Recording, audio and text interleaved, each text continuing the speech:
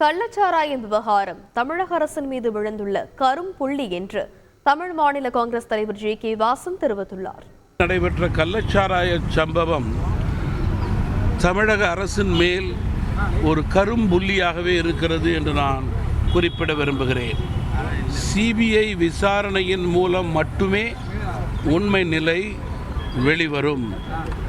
குறிப்பாக இனி வரும் காலங்களிலே மெத்தனால் பயன்படுத்த கோட்பாடுகளும் கட்டுப்பாடுகளும் கண்டிப்பாக தேவை.